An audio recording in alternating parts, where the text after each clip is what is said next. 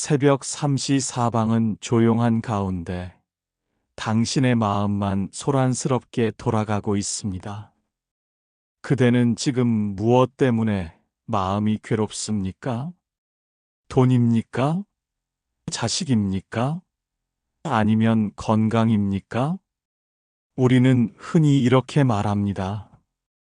돈만 있으면 걱정이 없을 텐데, 자식이 잘 되기만 하면 더 이상 바랄 것이 없다. 하지만 현실은 어떠합니까? 돈이 늘어나도 불안은 사라지지 않고 자식이 잘 되어도 부모의 걱정은 끝이 없습니다. 오히려 가진 것이 많아질수록 걱정도 함께 늘어나는 것처럼 보입니다. 재벌 2세들은 왜 더 많은 보디가드를 고용할까요? 성공한 연예인들은 왜 불면증 약을 먹을까요? 가진 것이 많아질수록 걱정도 함께 자라나는 이 현상을 어떻게 설명할 수 있을까요? 2500년 전 고타마 붓다 앞에 선 한 제자가 바로 이 수수께끼를 풀어달라고 간청했습니다.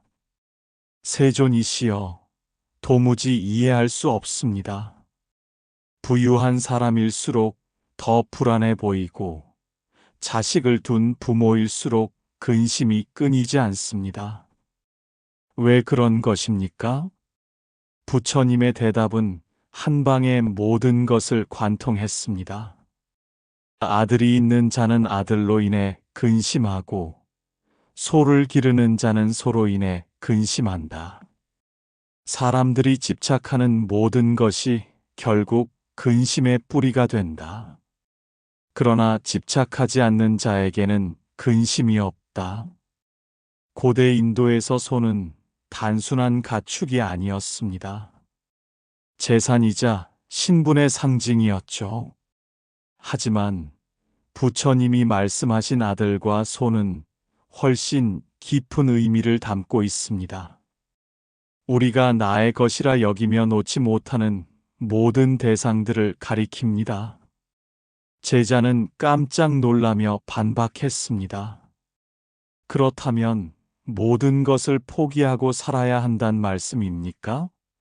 가족도, 집도, 꿈도 다 내려놓으라는 것입니까? 부처님은 온화한 표정으로 고개를 저으셨습니다. 소유하는 것 자체는 문제가 아니다. 문제는 그것들을 움켜쥐고 놓지 않으려는 마음이다. 집착이 타오르는 불씨가 되어 마음을 태워버리는 것이다. 제자의 눈빛이 달라졌습니다. 그렇다면 집착과 사랑의 차이는 무엇입니까? 집착은 잃을까봐 두려워하는 마음이고, 사랑은 지금 이 순간을 감사하는 마음이다. 집착하는 자는 소유물에게 끌려다니는 노예가 되지만, 사랑하는 자는 진정한 자유를 누린다. 수타니파타에 등장하는 다니아는 당시 부유한 목축업자였습니다. 넘쳐나는 재산에도 불구하고 그는 늘 초조했습니다. 반면 부처님은 한 푼의 돈도 집 한 채도 없었지만 완전한 평온 속에 계셨습니다. 다니아와 부처님의 만남에서 드러나는 이 놀라운 진실을 함께 들여다보며 진정한 자유의 길을 찾아보지 않겠습니까? 세상에서 가장 큰 기쁨과 동시에 가장 깊은 근심을 안겨주는 존재가 있다면 그것은 아마도 자식일 것입니다. 부모는 자식을 얻는 순간 눈부신 기쁨을 느끼지만 동시에 무거운 짐도 함께 짊어지게 됩니다. 아이가 아프면 부모는 밤새 뜬 눈으로 지켜보고 아이가 자라 세상에 나아가면 잘못될까, 실패할까 늘 마음을 졸입니다. 사랑은 깊어가는데 근심도 끝이 없습니다. 세존이시여, 저는 한 아버지를 보았습니다. 그는 아들을 얻은 날 그 어떤 보물보다 귀한 선물을 받은 듯 기뻐했습니다. 그러나 시간이 흐르자 그의 얼굴은 근심으로 가득 찼습니다. 아들이 병들면 마음이 무너지고 학교에서 꾸중을 들으면 마치 자신이 벌을 받은 듯 괴로워했습니다. 왜 아들은 축복이면서 동시에 끝없는 걱정거리가 되는 것입니까? 아들은 본래 축복도 아니고 고통도 아니다. 그저 인연 따라 태어나고 자라는 존재일 뿐이다. 그러나 부모가 아들을 내 것이라 여기고 그 삶의 무게까지 함께 짊어지려 하기에 근심이 생긴다. 아들이 웃으면 부모도 웃고, 아들이 울면 부모도 울며, 아들이 실수하면 부모는 밤잠을 잃는다. 집착이 깊을수록 기쁨은 잠깐이고 근심은 오래간다. 부처님의 말씀은 단순하면서도 예리합니다. 자식은 본래 근심거리가 아닙니다. 근심은 부모가 내 자식이라 여기는 마음에서 비롯됩니다. 물론 자식을 사랑하는 것은 당연한 일입니다. 하지만 그 사랑이 집착으로 변하면 기쁨의 순간조차 두려움으로 덮여버립니다. 아이가 넘어지면 다친 것은 아이지만 부모는 마치 자신의 살이 베인 듯 괴로워합니다. 그 마음은 숭고한 동시에 무겁습니다. 그렇다면 부모는 자식을 사랑하지 말아야 합니까? 자식에게 무심해야 근심에서 벗어날 수 있습니까? 그렇지 않다. 자식을 사랑하는 것은 자연스러운 일이다. 그러나 사랑과 집착은 다르다. 사랑은 자식을 자유롭게 하지만 집착은 자식을 올가매고 부모 스스로를 괴롭힌다. 사랑은 햇살처럼 따뜻하게 비추지만 집착은 밧줄처럼 얽어매는 것이다. 지혜로운 이는 자식을 사랑하되 그 삶을 대신 짊어지려 하지 않는다. 어리석은 이는 자식을 사랑하면서도 자기 마음의 두려움으로 자식을 속박한다. 이 말씀은 오늘을 사는 우리에게도 깊은 울림을 줍니다. 부모가 자식을 위한다고 하지만 때로는 그 마음이 지나쳐 아이를 힘들게 하기도 합니다. 좋은 대학, 안정된 직장, 결혼, 성공, 끝없는 기대와 불안은 부모의 근심일 뿐 아니라 자식의 짐이 되기도 합니다. 사랑은 아이가 스스로 설 수 있도록 돕는 것이지만 집착은 아이의 길을 대신 걷고자 하는 욕망입니다. 부처님은 바로 그 차이를 꿰뚫어 보셨습니다. 사람의 근심은 자식에게서만 비롯되지 않습니다. 또 다른 근심의 뿌리는 바로 소유입니다. 가진 것이 많을수록 기쁨도 늘어날 것 같지만 실제로는 걱정이 더 늘어납니다. 고대 인도에서 재산의 상징은 바로 소였습니다. 소는 밭을 갈고 젖을 주며 삶의 근간이 되는 귀한 존재였습니다. 하지만 동시에 도둑의 표적이 되고 병들거나 죽을까 노심초사하게 만드는 짐이기도 했습니다. 세존이시여, 저는 한 부자를 보았습니다. 그는 수많은 소를 길러 마을 사람들의 부러움을 샀습니다. 그러나 그의 얼굴에는 늘 근심이 가득했습니다. 혹시 소가 병들까, 도둑이 들까, 재난이 닥쳐 이를까, 날마다 마음이 편치 않았습니다. 그는 부유했으나 한순간도 행복해 보이지 않았습니다. 왜 많은 소유가 오히려 불안의 원인이 되는 것입니까? 소를 가진 이는 소 때문에 근심한다. 재산을 가진 이는 재산 때문에 근심한다. 소유가 많을수록 지켜야 할 것도 많아지고 지켜야 한다는 마음이 커질수록 근심은 깊어진다. 반대로 아무것도 가지지 않은 이는 잃을 것도 없다. 그는 가볍게 눕고 평안히 잠든다. 부처님 말씀의 요점은 분명합니다. 문제는 소 자체가 아닙니다. 그 소를 내 것이라 여기고 집착하는 순간 그것은 근심으로 바뀝니다.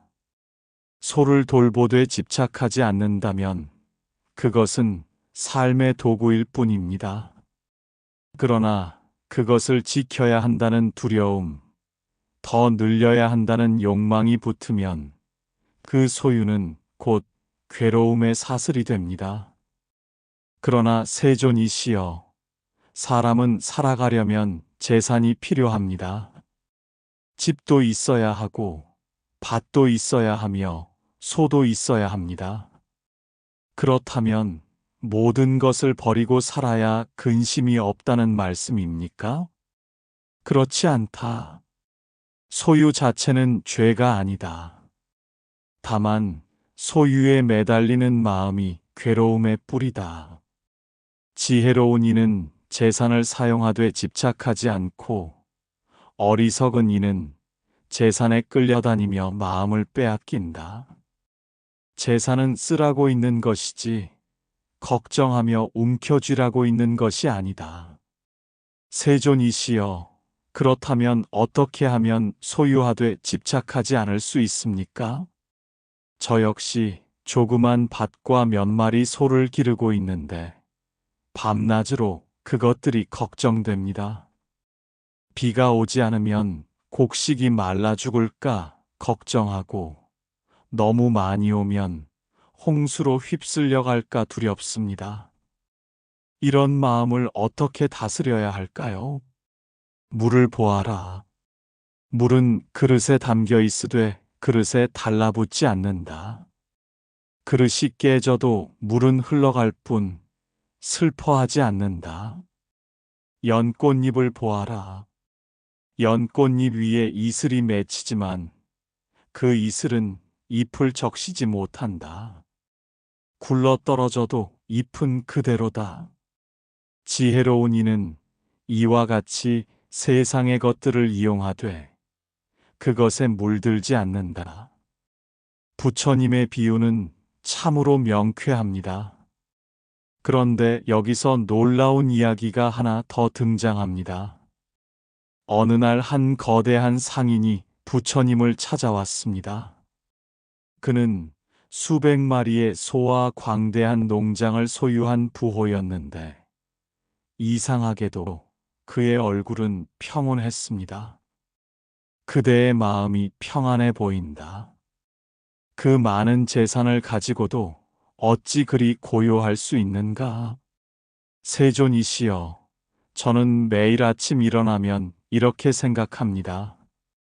오늘 밤 잠들 때까지 이 모든 것이 내 곁에 있다면 감사하고 만약 하늘이 가져가신다면 그 또한 받아들이리라. 그러니 하루하루가 선물과 같습니다. 잃을 것에 대한 두려움보다는 지금 이 순간 누리고 있는 것에 대한 감사가 더 큽니다. 이 상인의 깨달음은 우리에게 중요한 단서를 줍니다. 그는 소유를 포기한 것이 아니라 소유에 대한 관점을 바꾼 것입니다. 영원히 내 것이라는 착각을 버리고 잠시 맡겨진 것이라는 지혜를 얻은 것이지요. 그러나 세존이시여, 그런 마음가짐을 가지려면 얼마나 많은 수행이 필요합니까? 범인인 저로서는 너무 어려워 보입니다. 어려운 것이 아니다. 단지 관찰만 하면 된다. 내가 숨을 쉴 때 들이쉰 숨을 영원히 가슴에 담아둘 수 있는가? 반드시 내뱉어야 한다. 재산도 이와 같다. 들어왔다가 나가는 것이 자연의 법칙이다. 이를 받아들이는 순간 그대는 자유로워진다. 가진 것에 감사하되 잃는 것을 두려워하지 마라. 그것이 바로 해탈의 시작이다. 결국 소에 대한 집착을 버린다는 것은 무소유가 아니라 무집착의 소유입니다. 마치 바람이 나무를 스치듯 우리도 세상의 것들과 가볍게 만나고 헤어질 수 있다면 그때 비로소 진정한 풍요를 누릴 수 있을 것입니다. 우리는 종종 이렇게 생각합니다. 아들이 있기 때문에 걱정이 생긴다. 소가 있기 때문에 근심이 따라온다. 그러나 정말로 아들과 소 자체가 문제일까요? 사실 근심은 바깥에서 오는 것이 아니라 내 마음에서 비롯됩니다. 집착은 눈에 보이지 않는 족쇄와 같아서 보물처럼 아끼는 순간 그것이 나를 묶고 결국 자유를 잃게 만듭니다. 세존이시여, 저는 여전히 혼란스럽습니다. 아들이나 소가 본래 근심의 뿌리가 아니라면 왜 사람들은 그것을 얻는 순간 기뻐하면서도 동시에 걱정이 더해지는 것입니까? 그대여, 근심은 대상에서 생기는 것이 아니라 내 것이라는 마음에서 생긴다. 아들을 얻는 순간 사람들은 내 아들이라 부른다. 소를 얻는 순간 내 소라 부른다. 이렇게 내 것이라는 생각이 더해지면 기쁨은 잠시이고 근심은 길게 이어진다. 근심은 외부에 있지 않고 마음의 집착에서 일어난다. 세존이시여, 그렇다면 우리는 어떻게 살아야 합니까? 아무것도 내 것이라 여기지 않고 살아간다면 인간관계도 맺지 못하고 가족도 가질 수 없지 않습니까? 아니라 관계를 맺되 집착하지 말라. 사랑하되 소유하지 말라. 돌보되 내 것이라 여기지 말라. 마음이 자유로운 이는 가족과 함께 살아도 집착이 없고 재산을 관리해도 근심이 없다. 그는 가진 것이 아니라 집착을 놓음으로써 자유를 얻는다. 이 말씀은 오늘을 사는 우리에게 깊은 성찰을 요구합니다. 우리는 흔히 내 것이라는 집착으로 인해 스스로를 괴롭힙니다. 내 자식, 내 재산, 내 명예, 내 지위. 그러나 그것들은 본래 고정된 것이 아니며 언제든 떠나갈 수 있는 인연일 뿐입니다. 집착이 사라질 때 우리는 비로소 홀가분한 자유를 경험합니다. 집착은 눈에 보이지 않는 족쇄일 뿐 아니라 실제 삶의 고통으로 이어집니다. 우리는 집착 때문에 불안해하고 그 불안 때문에 분노하며 분노 때문에 갈등을 일으킵니다. 결국 집착은 마음속 작은 파동으로 시작해 삶 전체를 뒤흔드는 큰 파도가 됩니다. 세존이시여, 저는 한 어머니를 보았습니다. 그녀는 자식을 사랑하는 마음이 깊었습니다. 그러나 그 사랑은 점점 두려움으로 변했습니다. 아들이 병들자 그녀는 잠을 이루지 못했고, 아들이 성장하여 멀리 떠나자 눈물로 지새웠습니다. 그녀의 마음은 사랑이라기보다 집착에 가까웠습니다. 결국 그녀는 늘 근심 속에 살았습니다. 이것이 바로 집착이 불러오는 고통입니까? 그렇다. 사랑은 기쁨을 주지만 집착은 고통을 준다. 집착은 마치 덩굴과 같아서 처음에는 그늘을 주는 듯 보이나 시간이 지나면 나무를 휘감아 말려 죽인다. 부모가 자식을 사랑하되 집착하지 않으면 기쁨이 되지만 집착으로 변하면 고통이 된다. 부처님의 비유는 명확합니다. 사랑과 집착은 겉모습이 비슷하지만 결과는 완전히 다릅니다. 사랑은 상대를 자유롭게 하지만 집착은 상대와 나를 동시에 올가매어 결국 두 사람 모두를 괴롭게 합니다. 세존이시여, 재산에 집착하는 사람의 경우는 어떻습니까? 재산도 마찬가지다. 한 상인이 큰 부를 얻으면 처음에는 기뻐한다. 그러나 곧 불안이 찾아온다. 혹시 도둑을 만나면 어쩌나, 사업이 실패하면 어쩌나, 나라가 혼란스러워지면 잃지 않을까. 그는 금은보화를 지키느라 잠을 이루지 못하고 결국 부유하지만 불행하게 된다. 이는 마치 물을 가득 담은 항아리를 머리에 이고 걸어가는 것과 같다. 한순간만 방심해도 항아리가 깨질까 두려워 온종일 긴장해야 하니 즐거움이 어디 있겠는가. 우리는 현대에서도 이와 같은 사례를 쉽게 볼 수 있습니다. 투자에 성공해도 불안은 사라지지 않습니다. 오히려 더 큰 욕심이 생기고 손실의 두려움이 늘 마음을 괴롭힙니다.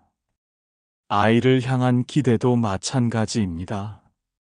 성적이 오르면 더 높은 목표를 바라보고 조금만 뒤처지면 불안이 밀려옵니다. 결국 집착은 만족을 주지 못하고 더 큰 결핍과 불안을 키워낼 뿐입니다.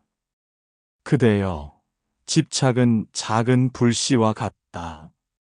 불씨가 있을 때는 불길이 언제 일어날지 두려워해야 한다. 그러나 불씨를 꺼버리면 더 이상 불길을 걱정할 필요가 없다. 집착도 이와 같다. 근심에서 벗어나고 싶다면 불씨를 끄듯 집착을 내려놓아야 한다. 집착은 삶을 무겁게 만드는 짐이지만 그것을 내려놓는 순간 우리는 자유로워집니다. 자유란 특별한 곳에서 얻는 것이 아니라 마음속에 켜켜이 쌓인 집착을 풀어낼 때 저절로 드러나는 것입니다. 마치 무거운 짐을 내려놓고 걷는 길이 훨씬 가벼워지듯 집착을 놓는 순간 삶은 한결 평안해집니다.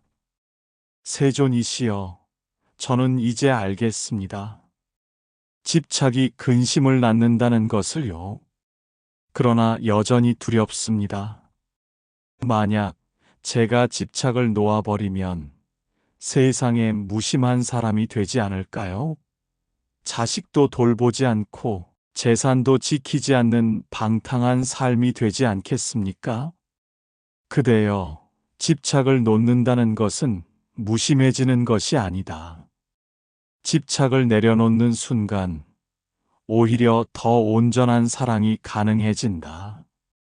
집착은 두려움과 불안을 동반하지만 집착 없는 사랑은 자유롭고 넉넉하다. 재산을 소유하되 그것이 나의 전부라 여기지 않으면 재산은 근심이 되지 않는다. 자식을 사랑하되 그 삶을 대신 살지 않으려 한다면 그 사랑은 자식을 자유롭게 한다. 부처님의 말씀은 사랑과 집착을 구분하는 지혜를 알려줍니다. 우리는 흔히 집착을 사랑으로 착각합니다. 그러나 사랑은 자유롭게 하고 집착은 속박합니다. 사랑은 빛과 같아 어둠을 밝히지만 집착은 그림자처럼 늘 불안을 드리웁니다. 집착을 놓는다는 것은 사랑을 버리는 것이 아니라 사랑의 본래 모습을 회복하는 길입니다. 세존이시여, 집착을 내려놓는 순간 마음은 어떤 상태가 됩니까? 집착이 없는 사람은 근심할 것이 없다. 그는 잃을까 두려워하지 않고 얻으려 애쓰지 않는다. 그는 지금 이 순간을 온전히 살아간다. 그의 마음은 바람에 흔들리지 않는 산과 같고 강물에 젖지 않는 연꽃과 같다. 세상 속에 있으나 세상에 끌려다니지 않고 관계 속에 있으나 속박되지 않는다. 이것이 바로 해탈의 자유다. 집착을 놓는 순간 우리는 삶을 더 선명하게 바라보게 됩니다. 불안이 걷히고 지금 이 순간이 가장 소중하다는 사실을 깨닫게 됩니다. 더 이상 미래의 손실에 떨지 않고 과거의 상실에 매달리지 않습니다. 오직 지금 여기에서 숨 쉬고 웃고 사랑할 수 있습니다. 이것이야말로 부처님이 말씀하신 자유의 길입니다. 부처님께서는 집착을 놓는 것이 단순한 이론이나 추상적인 사상이 아님을 강조하셨습니다. 그것은 실제 삶에서 누구나 실천할 수 있는 길입니다. 집착 없는 삶은 무심하게 세상을 외면하는 것이 아니라 오히려 더 온전하고 깊이 있는 삶으로 나아가는 길입니다. 그렇다면 집착을 내려놓은 사람의 모습은 어떤 것일까요? 세존이시여, 저는 여전히 궁금합니다. 집착 없는 삶이란 구체적으로 어떤 모습입니까? 세상을 떠나 산속에서 혼자 사는 것입니까? 아니면 사람들 속에 있으면서도 마음을 달리하는 것입니까? 집착 없는 삶은 반드시 세상을 떠나는 것을 의미하지 않는다. 시장에 살면서도 가족과 함께 하면서도 수행자의 길을 걸을 수 있다. 집착을 놓은 이는 재산을 쓰되 재산에 매이지 않고 가족을 돌보되 내 것이라 속박하지 않는다. 그는 세상과 함께하되 세상에 끌려다니지 않는다. 마치 연꽃이 진흙 속에서 피어나지만 진흙에 물들지 않는 것과 같다. 부처님은 수행자의 길을 일상의 삶과 분리하지 않으셨습니다. 오히려 일상 속에서 집착을 놓는 연습을 하라고 말씀하셨습니다. 돈을 벌되 그것이 인생의 전부가 아님을 알고 자식을 사랑하되 그 삶을 대신 살아주려 하지 않고 건강을 돌보되 죽음을 두려워하지 않는 것. 이것이 곧 수행자의 길입니다. 세존이시여, 그렇다면 집착 없는 삶을 사는 사람은 어떤 마음가짐으로 하루하루를 살아갑니까? 그는 바라는 것이 적다.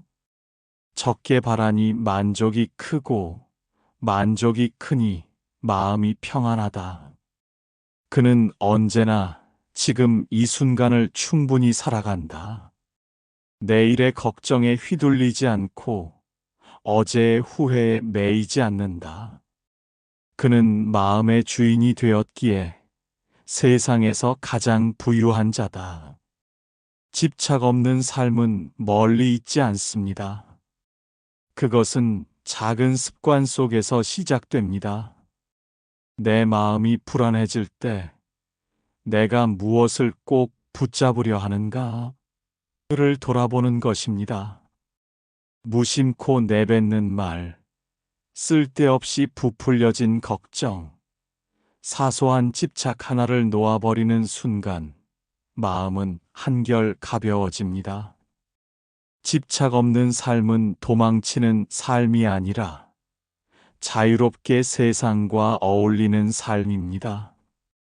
부처님께서 말씀하신 다니아의 가르침은 단순한 경구가 아니라 우리 삶의 본질을 꿰뚫는 지혜입니다.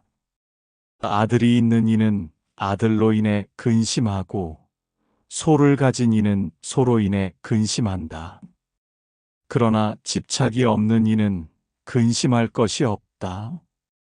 이 말씀은 우리가 무엇을 소유하느냐보다 그것에 매달리는 마음이 괴로움의 근원임을 일깨워 줍니다.